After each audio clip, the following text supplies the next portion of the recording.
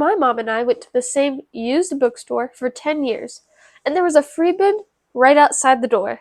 One day, a free book described everything she'd been quietly building, and a billionaire's business partner had already given it a name. I'm Vienna, like the city in Austria, not the sausage. In this video, I'm going to show you how a free book from a used bookstore connected my mom's entire financial life to one of the greatest business minds in history. And at the same time, I'm going to share something I honestly was not expecting to find when I started looking into this. My mom and I have this thing we've done for basically my whole life. There's a used bookstore we go to together, and every single time before we even go inside, we stop at the free bin out front first. Free books are always better. A few years ago, my mom pulled out a book called The Snowball. It was about Warren Buffett, one of the richest people alive. We didn't know a ton about him at the time, but it was free, so we took it home. I didn't finish it, but the parts I read sent me looking for more, and that's how I found out that Buffett had a business partner, a man named Charlie Munger, who most people have never heard of. But the more I read about how he thought, the more I kept seeing my mom. Not a billionaire version, a regular income single mom, used bookstore version. But the same thinking underneath, the same logic built quietly over nearly a decade in our house, that's what this video is about. Charlie Munger, Buffett's partner, the quieter one, the one who, when you actually look into what he believed, is one of the most interesting thinkers I've come across. Here's what Munger believed. He thought most people fail, not because they're not smart, not because they don't try, but because they only have one way to think about a problem. He had a phrase for it. Being a man with a hammer. When a hammer's all you have, every problem looks like a nail. His answer was to collect thinking tools from a bunch of different areas: money, psychology, science, and history, and carry them all at once. So when something came up, he could look at it from more than one direction. He called them mental models. He had about 100 of them. I read about a few, and every single time I had the same thought. My mom does this. Let me walk through a few of his ideas, and I'll show you exactly where my mom's story fits every time. The first one is called inversion. Instead of asking how to exceed, flip the question. Ask what would guarantee failure. Then get rid of those things. Munger said most hard problems get a lot easier when you just turn them upside down. My mom did this with our money without knowing it had a name.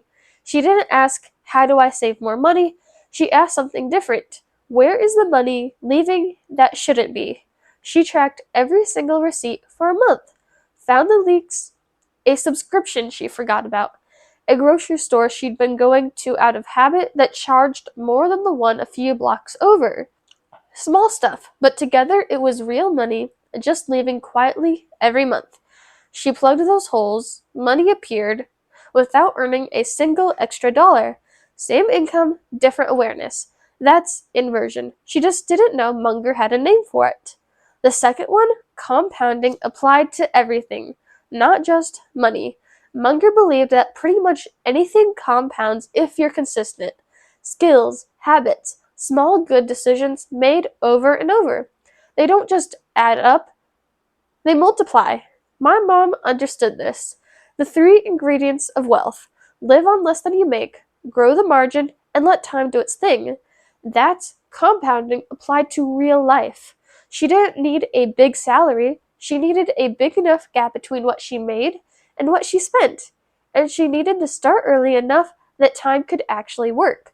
She invested 35% of her income every month, built a $25,000 emergency fund, traveled with me to 20 countries across 5 continents on school breaks, not 3 separate goals, 3 results of one system running quietly for nearly a decade.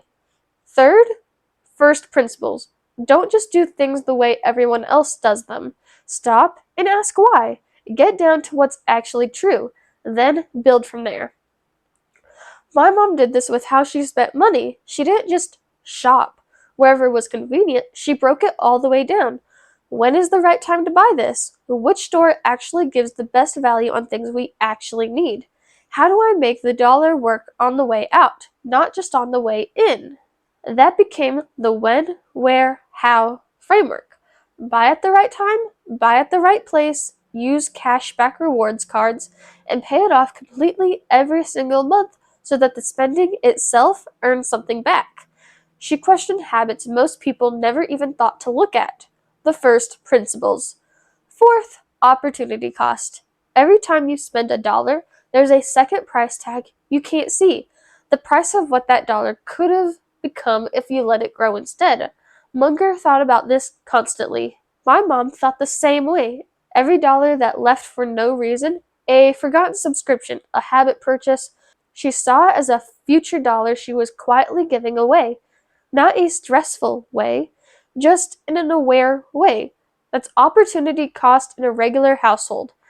And then the one I think is the most underrated thing Munger ever said, avoiding stupid mistakes is more valuable than being brilliant.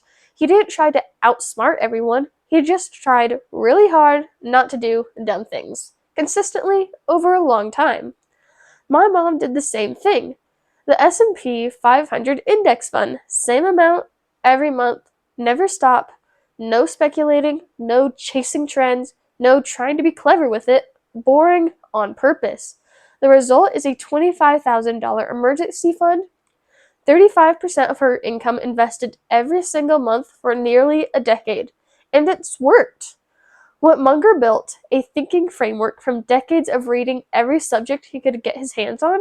What my mom built, the same logic from nearly a decade of reading constantly across different topics, different subjects, always learning and then applying what she learned consistently to one household on a regular income. Different paths, same conclusions. I don't think that's a coincidence. Munger was building a way of thinking about everything, big companies, huge investments, decades of history. My mom built a system for one house, one income, one kid in school, which is me. The scale is totally different, obviously, but here's the part I keep coming back to. Munger read thousands of books over his whole life to get where he got, across every subject he could find business, psychology, science, history. He never stopped. My mom is the same way. She reads constantly, always has, different topics, different subjects, whatever she needs to grow as a person, as a mom, in her career, in business. I grew up watching her do it, with books everywhere, always something new she was working through. So maybe it's not that surprising that they ended up in the same place. Two people who both refused to stop learning, both building something real through consistent study and consistent action over a long time. Different scale, same discipline. And that means these ideas aren't reserved for people who got to go to business school or have a lot of money to start with. They're just true. And true things work no matter where you find them or what scale you apply them at. So here's the thing I said I was going to share at the end. The thing I genuinely wasn't expecting when I started looking into all this. There's one more idea Munger talked about. He called it the Lollapalooza effect. The idea is that when multiple things all pushed in the same direction at the same time, the result isn't just bigger, it's a completely different level of results. One good decision plus another doesn't equal 3 good things. Sometimes it equals 10. I knew my mom had built something real. I could see the results, but I couldn't fully explain why it worked as well as it did, why it seemed like more than the sum of the parts. And then I read about the Lollapalooza effect, and it just clicked. She plugged the holes, that created the margin. When, where, how grew the margin further. Consistent investing put that margin to work. The flight radar mindset, staying tuned in to flight deals all year, not just when we were planning a trip, meant we were already watching when deals appeared. We moved fast, saved about half on flights every time. The savings covered the rest of each trip, and time kept compounding everything quietly in the background the whole time. None of those things alone built what she built. All of them together pointed in the same direction for nearly a decade. That's the Lollapalooza effect in a real house, on a regular income, with a free book from a used bookstore that started this whole conversation. That's what I wasn't expecting to find. That there was already a name for it, that someone had already figured out exactly what works and why. and that my mom had been living it the whole time without ever knowing.